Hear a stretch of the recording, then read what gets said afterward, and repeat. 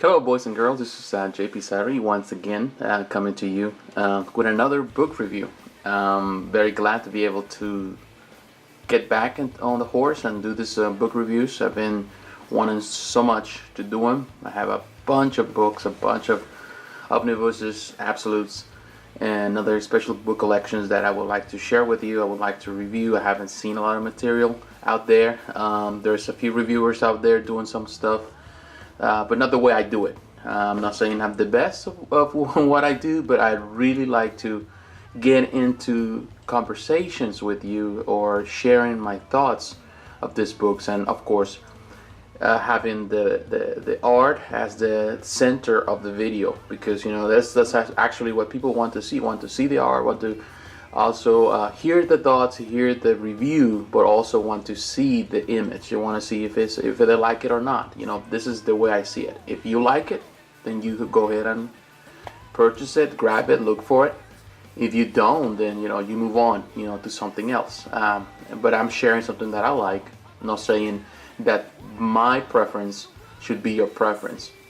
But as you know, one of my first book review, the one that really kind of started me with the book reviews, and to be honest, was very successful, and it still is, because he gets a lot of hits on YouTube and many other websites where people have, you know, kind of embed the video. It's in this case the Amazing Spider-Man by Todd McFarlane. It was very popular and still is, and I'm still replying to people. So I thank you very much for those that have followed my channel, the ones that leave comments and ask questions and praise my review. Thank you. I don't think it was the best review, but definitely it was something that I did with a lot of passion, and it came out pretty okay, pretty decent. Following the same line, Spider-Man, Amazing Spider-Man is one of those books that I grew up with. You know, that a lot of people have grown with it. Over the years, from the beginning with Stan Lee and Steve Ditko, and then later on, you know, all the evolution of Spider-Man, then Roger Stern that came in the 70s and part of the 80s, and he did such an amazing run as well. And then you can see, you know, the following. You see Todd McFarlane, what he did with the character, and then you know one other person all along. Well, you know what David Michelinie was writing, but also you saw Erik Larsen and you know you saw Mark Bagley. All these people have made a difference for this character, for Spider-Man, to enrich the character, to make it different to what we have now. Yes, there has been a lot of bumps on the way, a lot of changes on the way in the process. Some of the most recent changes in the story, a lot of people dislike what happened after the One More Day crossover. I'm one of them. I'm not a fan of what, you know, in this case Marvel decided to do and change change the physiology, change the story to kind of clean the slate, and start over. Not a fan. You know, honestly, you know, growing up in the 80s and 90s, seeing the character being developed, seeing the struggles of Spider-Man once he got married, and then later on, you know, dealing as a married man, dealing with all the frustrations of that life and doing all that. It was very powerful and rich, and I can give kudos to David Michelinie for doing such an amazing job. The same thing that he did when he wrote Iron Man, the invisible Iron Man, and then, you know, with Spider-Man, he did such an amazing job, and something that hasn't been praised as much. Now, because there hasn't been another omnibus after the omnibus that, you know, I reviewed, volume 2, that I don't know why Marvel hasn't jumped to do that. And so there is something that personally I would like to see, not mostly because of Todd. I think personally because I love Erik Larsen's art. And there's 3 people in the 90s that really define Spider-Man. One, and talking art-wise, and within those 3 artists, David Michelinie was the one writing. I would say the art, of course, of Todd McFarlane and Erik Larsen, the second one, and the third one, of course, it was Bagley. They did such an amazing job, and they did in their own right. They earned the respect of the people, of the followers of Spider-Man during that era. Personally, although, and I've mentioned this before, although I like what Todd did, and I can understand the perfection of the things that Bagley did. Personally, my favorite of the three of them is always going to be Erik Larsen. I love his art. I love what he did. I love the intensity that he had. I love the detail that he had. I love that he was a crossover between comic-like into like very cartoony and very realistic. So there was like a fresh approach to it. A lot of people have said that Erik Larsen was pretty much a copycat of Todd McFarlane, and I completely I'm not one person that I really don't have the same I don't share the same opinion of those people. I personally believe that Larsen did his work, did his part, and he gave also more volume to the character, and something that even Mark Bagley was able to follow. And we will explore this. All I can do is to grab some different little books, the books and little collections where they were very famous, and he was actually part of it. And one of them, after in this case, Amazing Spider-Man finished on the last issue that Todd McFarlane did when it was 329, and then he went to do a Spider-Man alone. After that, in this case, Erik Larsen took over some of those issues, and he on number 329 he took over, and he endured all the way to 350. So it was like you're looking at 21 issues that in this case Larsen did, and some of the most powerful, grasping stories of the 90s for Spider-Man. One of the ones that to me really struck a chord, and one of the ones I really liked and I really loved growing up, was in this case the return of the Sinister Six. And we're gonna go in detail. Here I have a book. In this case, this is a collection that covers all these issues. This is a premiere edition, so it's a little smaller than the omnibus. Pretty much the same size of, in this case, a comic book. And we're gonna review it, and I'm gonna show you this, one of my favorites. It's a small book, but it's one of my favorite stories of the 90s. Alright, as you can see right here, the art is very nice. Of course, it's been recolor, and this actually is one of the covers of one of the issues on this run, and we're gonna go in detail of that. It's a very small book, but I like it. I like the vibrancy of these colors, the black, background, and actually this was done for this premiere edition. Pretty much for all the books. I don't think they still produce more premiere editions. They did a lot of them in different runs, small runs, and have a lot of them for different runs, especially of the 90s. As you can see, Sinister Six. Part of this book, we're gonna see the introduction of the Sinister Six, so we're gonna see some art from, this case, Stan Lee. And we had the name right there. Steve Ditko, of course, the art. And we're gonna see Michelinie and Larsen. Of course, this is just the front. Here on the side you can see it says Sinister Six, Spider-Man. The same thing, Lee, Michelinie, Ditko, Larsen, Marvel.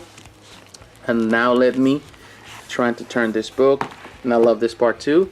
And of course there's an introduction. With 6 you get Chaos, and beautiful art right there. I like it. It's very neat. And as you can see, when this came out, it was $24.99. Lately it's been hard to find. If I am able to find a link to one distributor, somebody that still has it, because this came out a few years back, Marvel Premiere Edition, I will put post the link so you can direct to that if you're interested at the end of this video to purchase this. Or if not, you can go to probably Amazon. You can get it pretty much for your Kindle. You can get it for Comixology. You can get some of those issues. I do have them in there in digital media, so I can read them there. And these are mainly for collection purposes. These books were not, let's say, the greatest. So as you can see, mine has some damage. But this is because not because I don't treat my books right. It's just because when they come in the wrapper that they cover, sometimes it's very tight and really kind of pushes in everything. And also because sometimes they're packed, the package where they come, they're not as great. But I'm not as nitpicky as some other people when it comes about this. I still love it. You know, I love this book. And let me take the dust jacket so we can go inside. Of course, there's an introduction there also. Very nice there. And let me check this. And here is the creators. There's pretty much a little biography of each character from Stanley, you know, in this case, David Michelinie, Steve Ditko, and of course, Erik Larsen. Spider-Man. Okay, very nice little bag. And in this collection, all the books came like this. So it's very nice. It says Spider-Man. It says Sinister Six. And of course, there's nothing in the back. Once you open the book, you can see this is very, you know, this is just a red thing. And here you can see some credits, you know, the writers, of course, we already went through that. Some of the people that work in the process, the cover art, Erik Larsen. And you see more and more information and blah, blah, blah. The Sinister Six. And first, you know, in order to really know the Sinister Six, and that's what I like about this book. It really introduces the character, not just the storyline, not just the special crossover, but also includes and introduce the background. Like you can see, there was in this case the first annual back in 1964. As you can see, 72 big pages. The annual, The Amazing Spider-Man. As you can see, here is the first battle, Spider-Man battling the Sinister Six. And of course, the art is very campy. You know, it's very common for that era, especially when Ditko is the one doing the drawing, and Ditko was very popular back in the day, especially with Spider-Man. It was an instant hit. And as you can see, the art is just there. This is the first battle that he's encountering with the Sinister Six. He encountered them separately many times before. In this case, few issues before, because, you know, of course, it was a brand new comic book. Technically, you know, it was not that old. So, you know, they unify themselves, they put themselves together to, you know, to combat the Spider-Man. And, you know, of course, they confront him one by one. And it was really an interesting, you know, story. You know, like Spider-Man back in those days, you know, those were the days, the golden age, you know, the golden age in this case for Spider-Man, the silver age of comics. Spider-Man, you know, he had the golden years, you know, the golden days pretty much. And as you can see right there, Craven, you know, was part of the Sinister Six before, you know, he was killed, or before he commits suicide.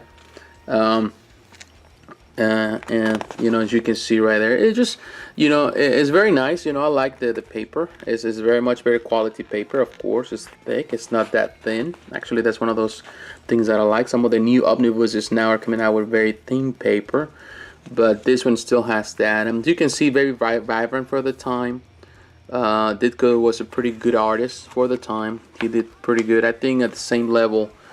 Some people will not compare him with, in this case, with Jack Kirby, but to me, I think it's within the same school, the same level of design, artistry, and, you know, a good player and a time change. You know, in this case, a time changer. That's something that really revolutionized the comic book industry. You know, superhero art really revolutionized the industry. That prior to that was more like a Western comics and horror comics and other type of comics that were very common during that era. You know, they were revolutionized really by this. And as you can see, the story goes on. Is very do I consider this like super deep? No. Like I said, it's campy, it's fun, you know, it's clean. There's not really that much violence. Those are the era of comics where reality, there's a lot of hope to see. And you know, and here the story ends. And like I was saying, you know, there was a lot of good things during that time. You know, a lot of, you know, and you know, there was a lot of things that were not said or done in comics. You know, there was a real control of those things, and those were good days. I would say personally, for comics. Some people love darker comics. I do love some of them, but I prefer comedy. Those that have a lot of comedy, that have like a clean, fun, you know, they're very hopeful, that they have at least they present a good message for kids, you know, especially for adults, for anybody that reads comics. Well, this first annual, actually, it has another longer story, but it was not included here, of course, because it has few different stories that in reality has nothing to do with the story at hand. This is about the Sinister Six. But it does have, of course, a gallery of Spider-Man and their villains, and it kind of tells you where they were introduced. The Vulture, that was introduced in second edition. The second issue of this, Dr. Octopus, is kind of nice that you can see all that stuff included there. As you can see, Sandman, and you can see Electro, of course. And it gives you, of course, like I said before, it gives you the number where this character was introduced. Mysterio, and of course Craven. Pretty cool. You know, it's very neat that this was included. And then, of course, you know, it jumps from 1964 all the way to the 90s to this edition. And here kind of gives you an introduction. It tells you of what happened within the story. You know, Peter Parker grows up from being a teenager. He gets married. Craven gets killed. You know, and Craven's last hunt, he gets, you know, he commits suicide after defeating Spider-Man. You know, all that. It gives you an idea of what's happening. In this case, who is taking the mantle, who is going to be introduced into the character. You see the Hobgoblin. You see, it kind of gives you a very quick bio introduction to where we're going. And here is, to me, one classic for me of the 90s. A part where this story really kind of enriches and becomes very powerful. Here you can see Amazing the Return of the Sinister Six, issue 334. Erik Larsen took over in 329. And there was a couple issues there. You can get some of those issues if you have the Vengeance of Venom. They are in there. I think after 329 we have, like, there was a crossover or some storyline with Punisher, and then it was a thing with Venom. That they are included. Some of them they are included, especially the Venom part. I think it's included on the Vengeance of Venom, but that's a paper trade back. Never came out as a hardcover, and I don't collect paper trade backs anymore. So that's the reason I don't have it. So it's kind of sad. But then this is the part, and to me, my most favorite storyline from drawn by Erik Larsen. And as you can see, it's very vibrant, and I love the way he does Electro. Very cool. I like the lively scenes that that very vivid scenes that Erik does. It's just amazing the way he does. I love the lines that he always puts in there, and as you can see, Electro kind of flying through. You know, he did such an amazing job on this, and I love his Spider-Man. I like it. His Spider-Man is more muscular than the Spider-Man created by in this case by Todd McFarlane. I really love it. As you can see, he's battling them. It's very cool. Dr. Octopus, you can see the arms. I like it. It's such the movement. I think what's something that amazing part of in this case of Erik is that his art has a lot of movement. It is really hard to do that, you know, as an artist, for artists, you know, to create that scene of movement. That takes a lot of discipline and imagination and pretty much talent. And as you can see, on this crossover, there's a lot of new characters from the Marvel Universe, as you can see right there. Iron Man. I'm not going to tell you the story, really, because, to be honest, it's something that you need to read. You have read this, you know the story. If you haven't, I will recommend it to you.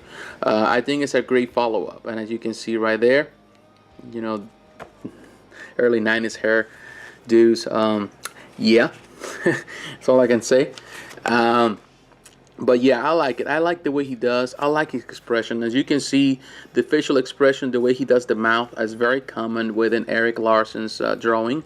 And as much as you know, as far as we start going into the story, you're gonna see a lot of this type of mouth, serious mouths.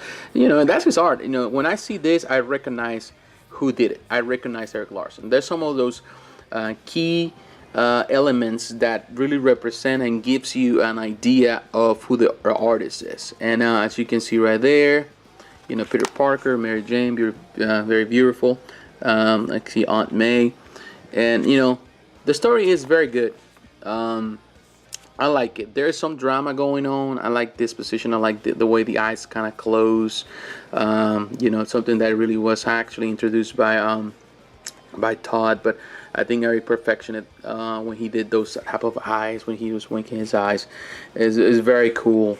Sometimes you wonder how in the world he could see, and when you can see right there through those eyes, my first thing was Deadpool, And I'm thinking, if you really, I like Deadpool. I like Rob Liefeld work, and don't crucify me for saying this, but to be honest with you, and he copied a lot of stuff from other sources in order to create his characters, and you know what? Nothing wrong with that. It's just the way it is. And I always, since I saw Deadpool for the first time, I knew that it was like a version of Spider-Man in my mind. And even though it hasn't said before, it's like a Spider-Man on on steroids and with weapons, definitely. But hey, you know what? Nothing wrong with that.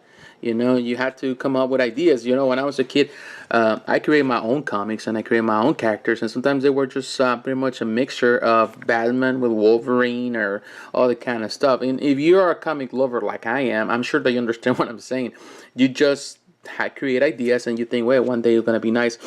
You can see the detail here. But yeah, the Amazing Spider-Man, and he continues on.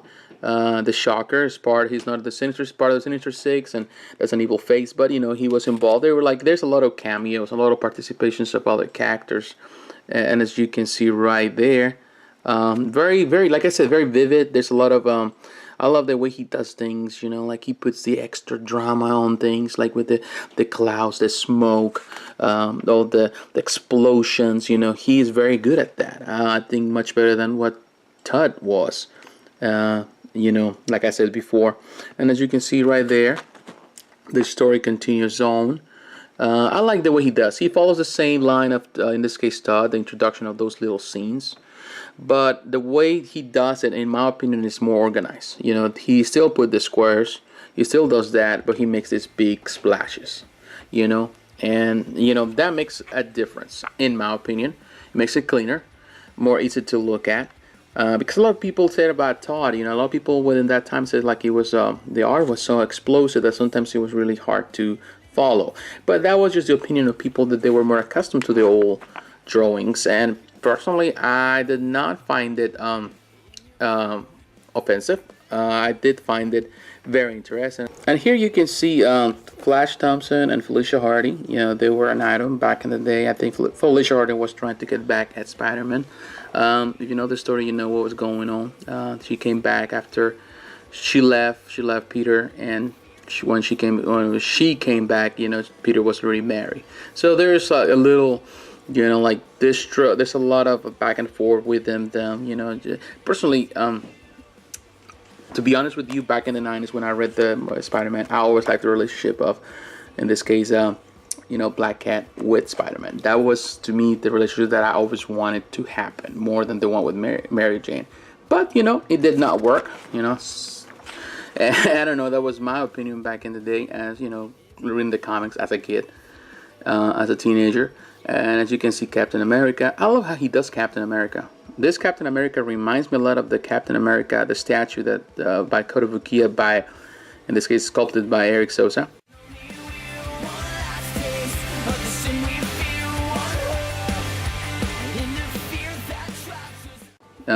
He did such an amazing job with that Captain America, my favorite Captain America in my collection. And as you can see right there, a lot of story. The Shocker again. I love the way he does the art. I personally do. I think it's good. I think it's very vibrant. As you can see right there, when he moves all those lines, all that, it takes some effort. And you can see Spider-Man. There's a lot of story here, and I'm gonna move a little faster so you can kind of enjoy some of the art and look at it. And this actually is my favorite issue of all of them. Personally, this is my favorite. And here also Chance is part of the story. And as you can see, I love this. This cover is one of my favorite covers. While he is saving a life, trying to save, someone dies, and we'll know on the story. And you see, this case, the Vulture. And of course Chance.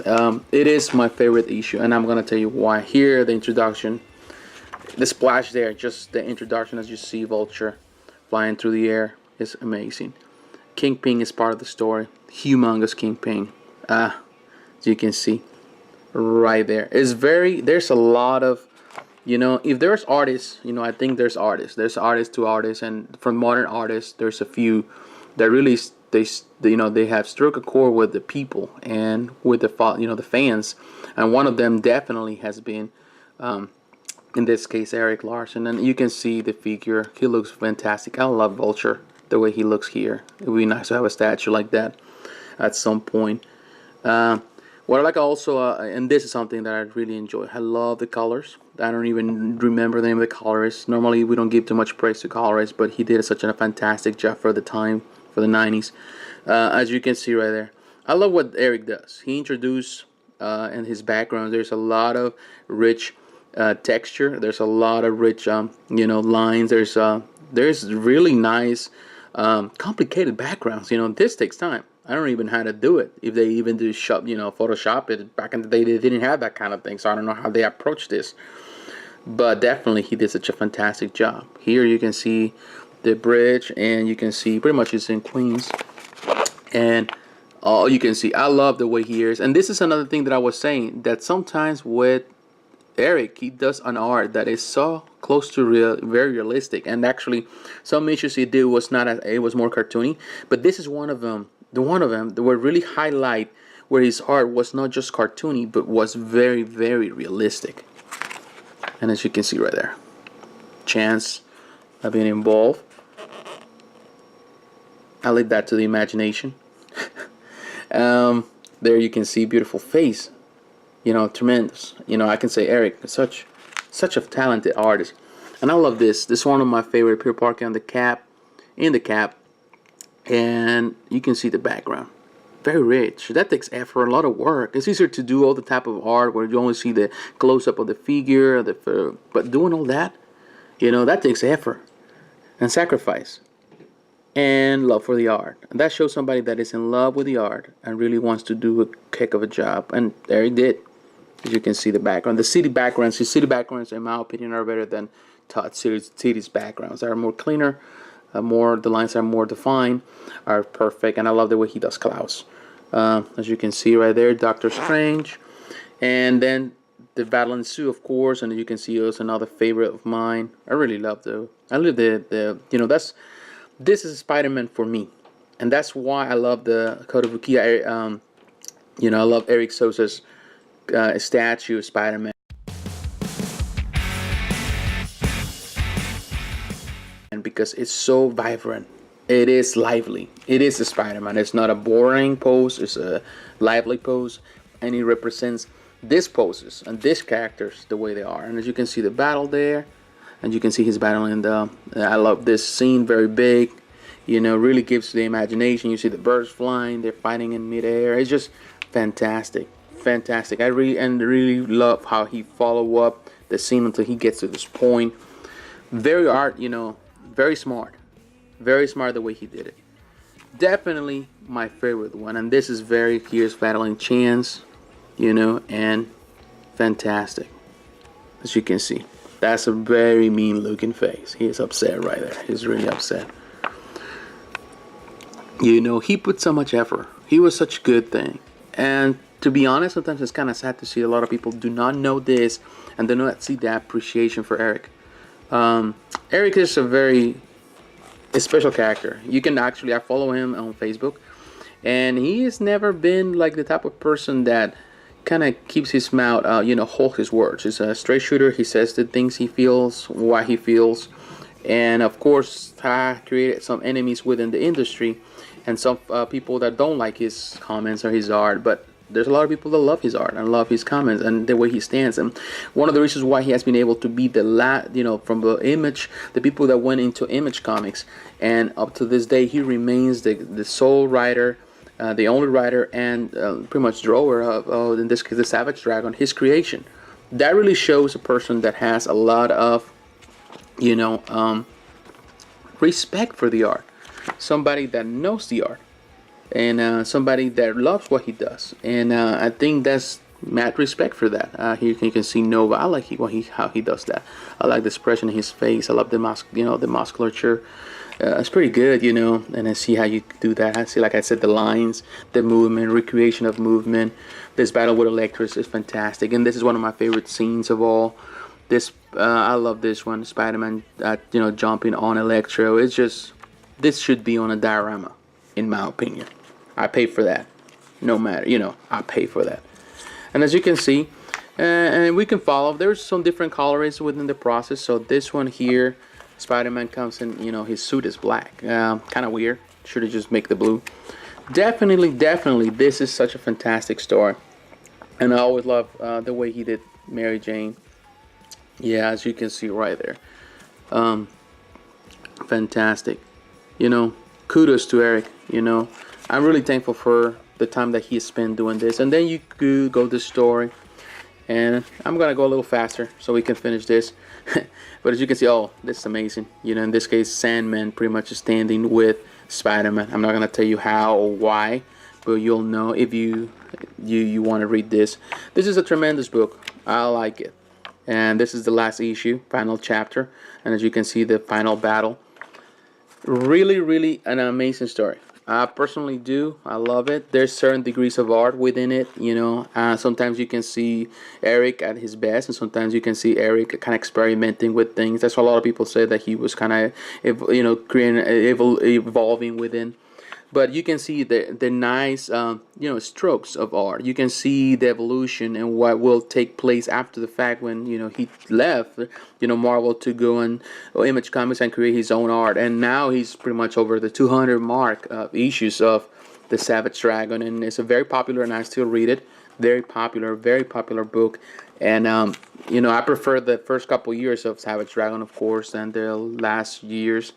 But still, you know, it's the art, and as you can see, Thor, like that Thor, very big, muscular, just representing the art. And the story continues, of course, and it finish. And there is, I'm sorry, final Peter Parker is Spider-Man, and this is Steve Ditko. And best wishes from your pal, Spidey. Definitely a great book. Conclusion. Do I recommend this book to you? Yes, I do. This is the one book that I recommend. Do I recommend to have it in this format? Well, it's up to you. If you like this type of books, I say, you know, go for it. You can find it for a good price, because it's also hard to find because they don't produce it anymore. So sometimes you have to go to different distributors that they have it. Sometimes on discount you can find it. Maybe you can find it in your local comic book store. Maybe used.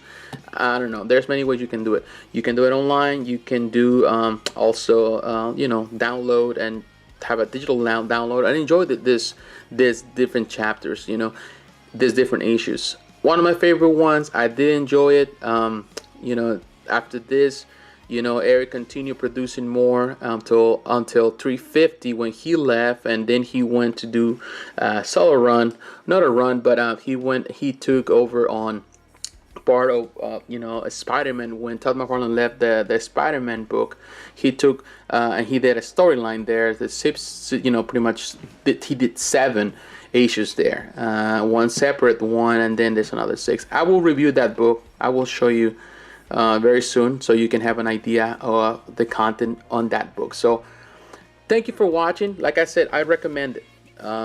Erik, you know, is one of the greatest artists of the 90s, in my opinion. Underappreciated, yes, but definitely one that deserves to have an omnibus at some point.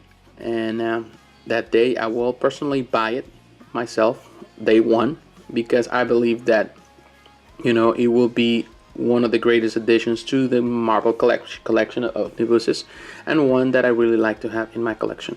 So thank you very much for watching this video. As always, I appreciate your support. If you have any comments, please leave your comments below. If you have any questions, leave your questions below. If you have something to say, you want to share some thoughts, or if there's something that you want to make a correction, you know, you're welcome to do so. You know, sometimes when I'm talking here, I can make a couple of mistakes in some of the comments that I make, or, you know, I might say something that it was not completely accurate, especially when it comes about dates or names or whatever. Just, you're welcome to do so. And I thank you for your support, and stay tuned. I will have more books coming to your way. And I will have more stuff from, you know, in this case for Erik Larsen, and more stuff for, you know, Spider-Man, and for Marvel, and for everybody else, you know. So thank you very much for watching this video, and I'll see you on the next one. Have a good day, good afternoon, or good evening.